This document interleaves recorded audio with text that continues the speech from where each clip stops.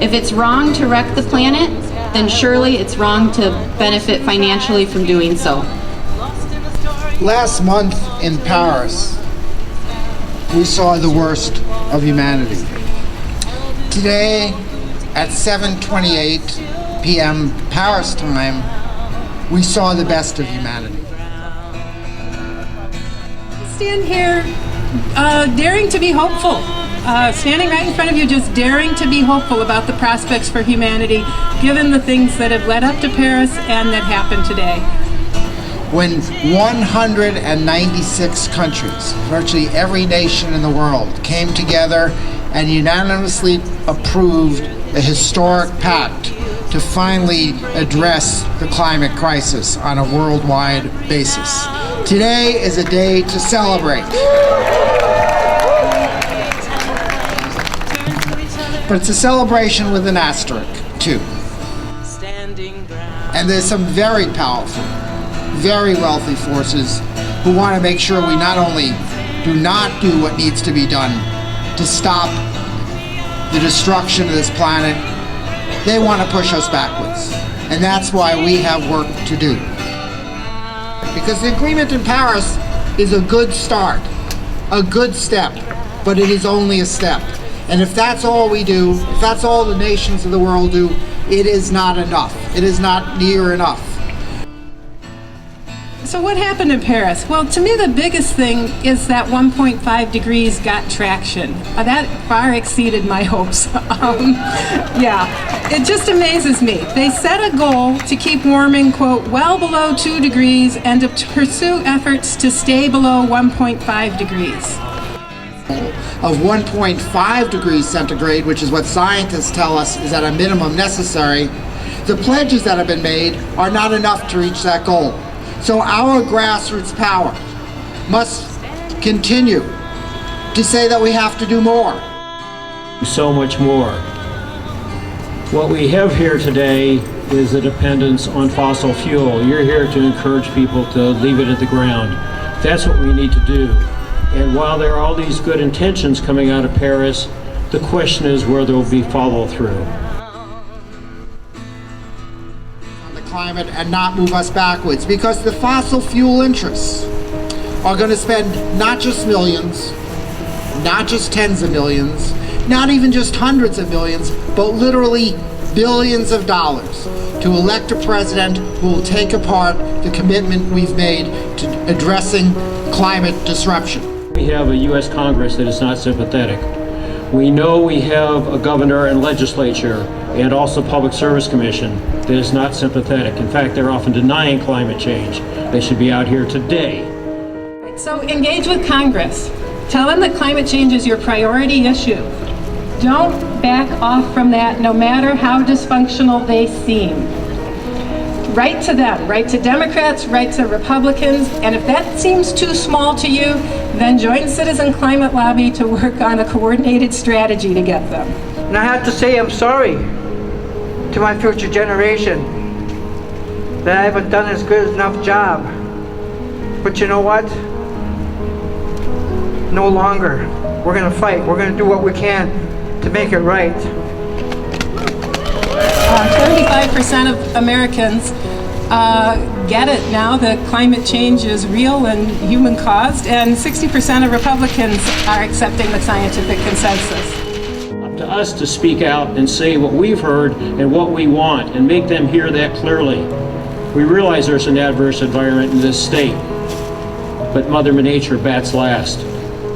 And then stay engaged. Engage the people around you as you go home for the holidays, at your kids' soccer games, at your church, at your university classes. Talk about this everywhere. We need everybody.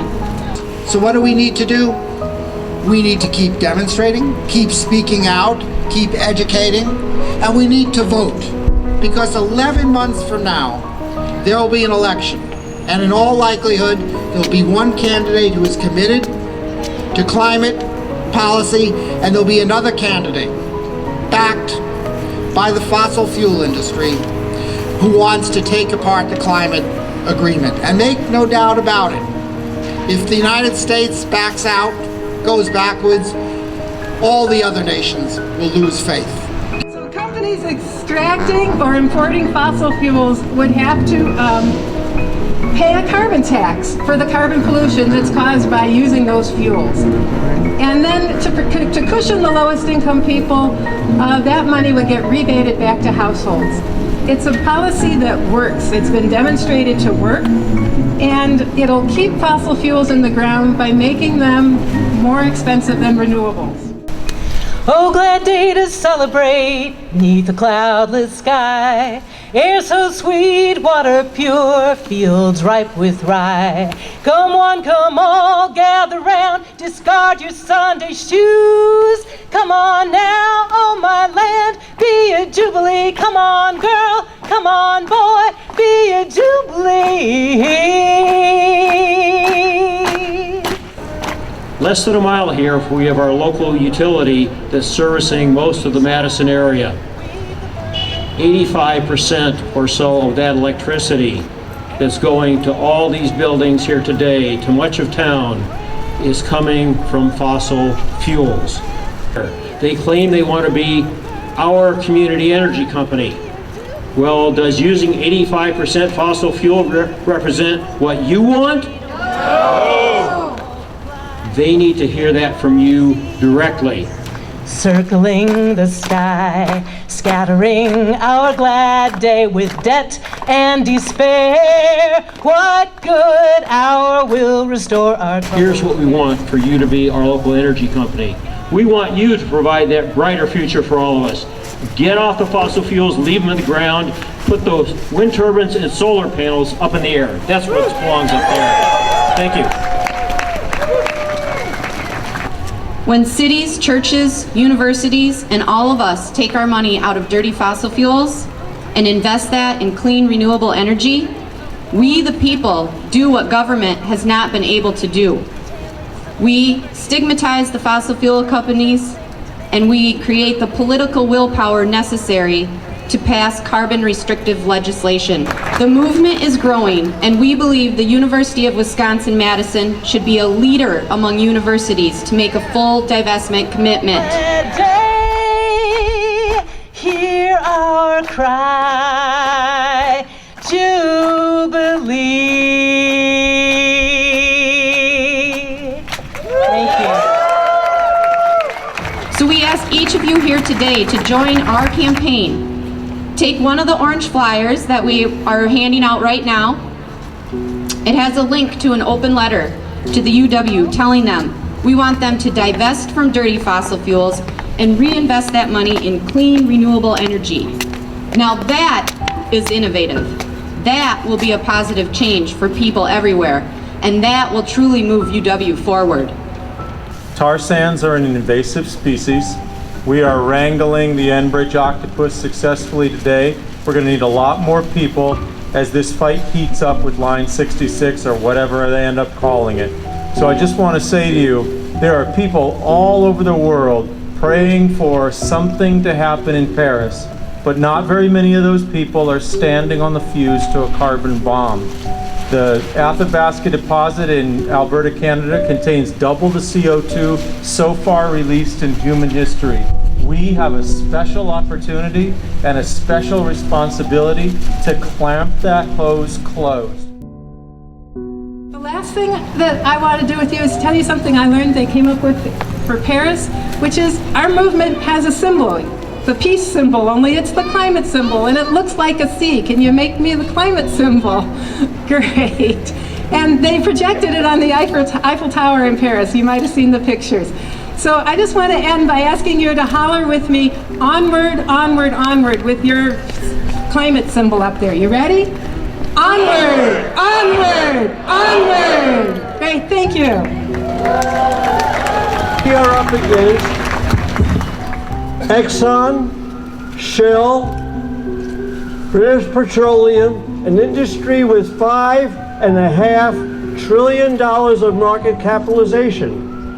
We're up against enormous human conflicts. And the single most important message that I want to leave with you is that climate action is not a spectator sport. I want to tell you this play in 3 acts about what happened in Keystone when in 2011, when that was a fait accompli as far as the establishment was concerned, and Bill McKibben issued that call around the country to the thousands of people, many of whom are here today, saying unless we are willing to put our bodies on the line, we are not going to turn around this ship which is headed in the very wrong direction. And over the course of August in 2011, Madeline and 19 other people and I went to Washington to sit down in front of the White House and refuse to move in order to get arrested. Typically, when you do that, you get handcuffed, you pay a $100 fine, and they release you. But to tell you how far we came, that's what happened all along, and even in the Bush administration. But in the Obama administration, they saw they were going to have 100 people there every day of the month for August. They were not going to put up with that. Someone in the White House called up the park police and said, "Put those bastards in jail." And so 50 of us, I was in jail with Bill for 3 days in the DC cell block, got a very big surprise. And the organizers had to call the next 100 people coming the following day and tell them, this is not going to be a walk in the park. This is going to be real jail time. Do you still want to come?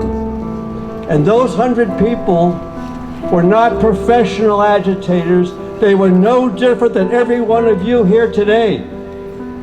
And every one of them, when they got that phone call, gulped hard and said, I don't want to go to the DC cell block, but I cannot not be there. And everyone showed up on day 2. And I am convinced that when the White House saw that jail time was not going to intimidate this movement, that is when they recognized they had a whole new politics coming down the road, and that's what stopped the Keystone Pipeline through the Great Plains. That kind of grassroots power that against all odds stopped the XL pipeline. And as the Keystone Pipeline through Nebraska prospects weakened and fell apart, another Canadian company called Enbridge started saying, we'll take up the slack with lines that we have that very few people know about that go right through Wisconsin. 375 miles goes from Superior down to Delavan onto refineries in Illinois and Indiana. 12.3 miles of that pipeline go through Dane County. And for the last 2 years, your local activists in 350.org have been goaling them and keeping them at bay and fighting them. And when they come back, as they plan to do next year, we're going to be using every legal means to stop them from coming through Dane County. But you don't ultimately win against a $5 trillion industry, if history is any guide, by all legal means. If we're going to win, we have to continue putting our bodies on the line. And it means going from this chapter of having demonstrations in front of the Capitol to going to where the construction is going on. And as 20 brave students did in Texas on another pipeline fight, they put their arms in the bulldozer and they refused to let it move. The problem they had in chapter 2 in Texas was there was only 20 of them, and they moved the construction sites before and after the demonstrations to get around them. But this is Madison. And if you remember what happened here on these blocks in 2011, there were 125,000 enraged people who invaded the Capitol over Act 10. If we stand together and educate ourselves about what's happening and bring that power out to Marshall, out to the town of Medina in 2016, we can make Madison ground zero for the climate fight of this decade.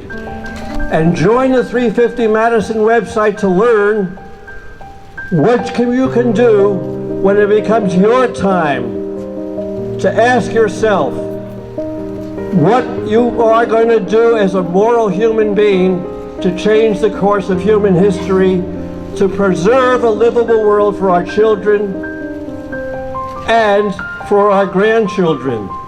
And everyone's going to have themselves and answer the same question that those second-day people said in terms of those White House pickets. I cannot not be there. Thank you very much. So we have a big job to do. We have a big job to do. We've come as far as we have only because we've marshaled the grassroots power against the most powerful and wealthy industry this planet has ever known. We've done it, come this far. We can't stop now. We have to go forward because literally the future of our planet is in the balance. Thank you. I know I'm preaching to the choir a little bit here, but I just wanted to read a short passage from one of my favorite books of all time, The Lorax. And if you guys aren't familiar with the Lorax, it's a story about the Lorax, this woodland creature who is standing up against a guy who is cutting down the trees to make these useless items.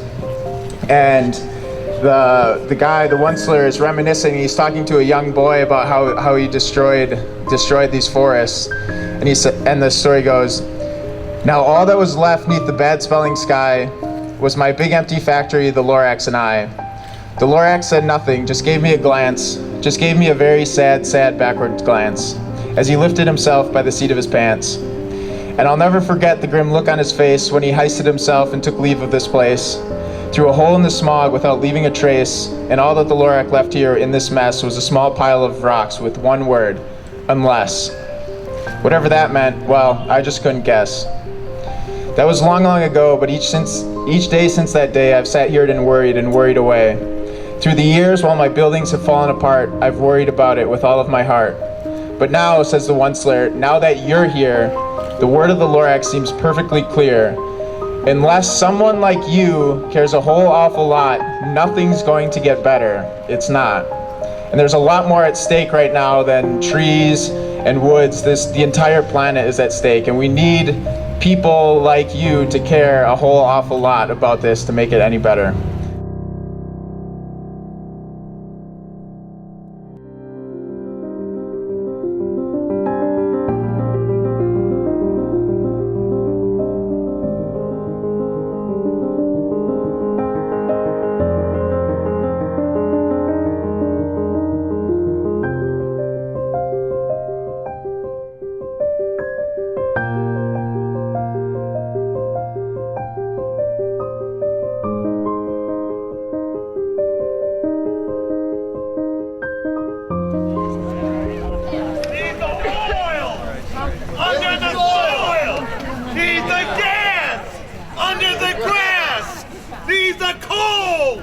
in the hole! System change, not climate change!